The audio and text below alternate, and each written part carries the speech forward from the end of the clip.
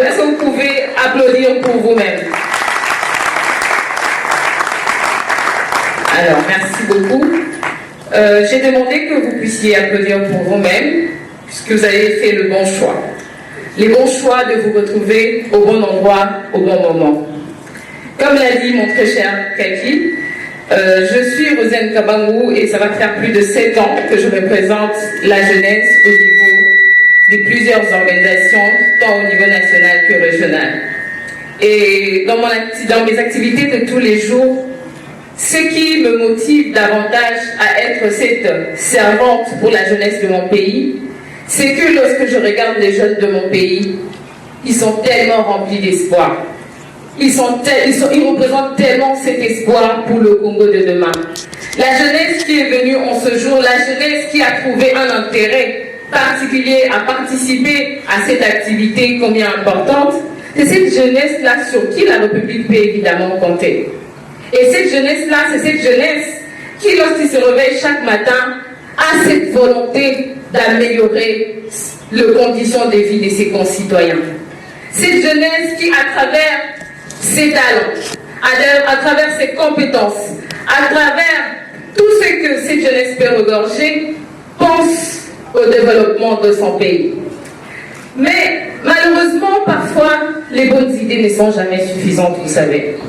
Au-delà de la bonne volonté de vouloir améliorer le pays, améliorer les conditions de vie de nos concitoyens, au-delà de la simple volonté de pouvoir apporter sa touche particulière au changement de notre pays, au développement de notre pays, à l'émergence de notre pays, il faut bien des actions.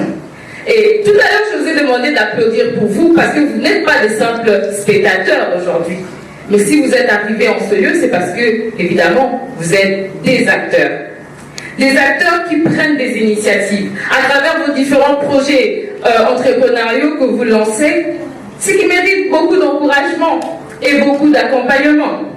Alors, pour aujourd'hui, ce que j'aimerais partager avec vous en très peu de mots, c'est les différents défis auxquels les jeunes Congolais en général, et plus particulièrement les jeunes qui sont dans l'entrepreneuriat culturel rencontrent. C'est que parfois, on a des bonnes idées, ce qui est très bien. On a cette volonté, on a cette détermination à vouloir réaliser de grandes choses pour notre pays, ce qui est merveilleux. Mais souvent, on rencontre des difficultés. Et parmi ces difficultés, dans mon nombre des activités dans lesquelles je participe ou que j'organise avec les jeunes, souvent ils vous diront voilà, le gouvernement ne nous soutient pas. C'est un exemple, c'est une problématique qui se soulève souvent. D'autres vous diront ah, on a des idées, mais parfois on a du mal à s'organiser entre nous. Ça fait partie des problèmes qui sont souvent soulevés dans des ateliers. D'autres encore vous diront non mais tiens, on a des initiatives, mais parfois on se lance et après on n'a pas vraiment les résultats escomptés et on ne sait pas avancer. Et c'est comme ça que souvent, voilà, on commence des initiatives, nos projets, mais ça ne va pas plus loin. Et ce matin, j'aimerais tout simplement partager un message avec vous, chers jeunes qui êtes venus en ce lieu. C'est de savoir encore une fois de plus que vous êtes venus au bon lieu et au bon moment. Parce que l'activité d'aujourd'hui, effectivement, à travers tous les intervenants qui vont passer tout à l'heure, il sera question de partager avec vous les différentes réponses à vos préoccupations en tant que jeune entrepreneur, plus précisément dans la culture, et même s'il y a des entrepreneurs ici qui sont dans d'autres domaines également, ça sera une occasion pour vous, à travers ces interventions de tout à l'heure, de pouvoir avoir plus de lumière sur vos préoccupations au quotidien. Et bien plus, ces défis, je les résumerai en 3, c'est que en majeure partie, on parle du manque d'information, parce que beaucoup n'ont même pas, la preuve c'est qu'il y a du bon, il y a des chaises vides, selon beaucoup de jeunes entrepreneurs congolais, plus précisément dans la culture, n'ont pas eu cette information qu'il y avait une telle activité qui serait avantageuse pour eux. Alors vous êtes ici, c'est une bonne occasion déjà pour vous. Un autre défi, c'est celui de la formation. Beaucoup, voilà, ils entreprennent, mais très peu à compte de l'importance à se former. Ça veut dire à ajouter une valeur par rapport à ce que vous avez déjà. Tous les jours tu es entrepreneur, tous les jours tu chantes, mais combien de personnes font la même chose que toi? Et si les gens doivent consommer ce que tu produis, pourquoi ils devraient te choisir? C'est quoi ta valeur ajoutée? C'est ce genre de réponse que nous aurons après les interventions de tout à l'heure. Et le troisième et le dernier défi de jeunes entrepreneurs au Congo particulièrement, que j'aimerais partager avec vous ce matin, c'est celui du réseautage.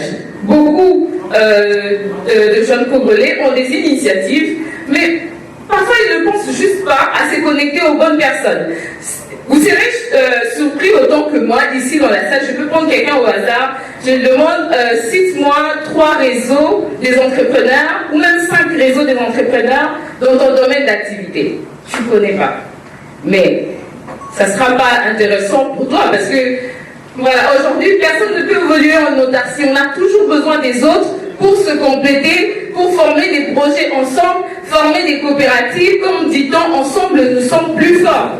Et ça, c'est aussi un autre des défis que nous avons eu à relever dans les différentes activités que nous avons l'habitude de partager avec les jeunes. Et donc, pour chuter, en ce jour, j'aimerais vraiment vous convier, chers jeunes, d'être très attentifs pendant les interventions de tout à l'heure, afin de trouver réponse à vos préoccupations, mais aussi et surtout de ne pas hésiter d'interagir. Je pense qu'il est prévu un moment de questions-réponses, de poser toutes les questions possibles. Et si vous avez même des recommandations à faire, n'hésitez pas. Nous sommes là, nous pourrons voir dans quelle mesure nous pourrons vous accompagner pour trouver des réponses à vos préoccupations au quotidien en tant qu'entrepreneur dans le domaine culturel. Je vous remercie. C'était la Rosiane Kabandou, qui est fondatrice de la Boria Group, une structure d'accompagnement des jeunes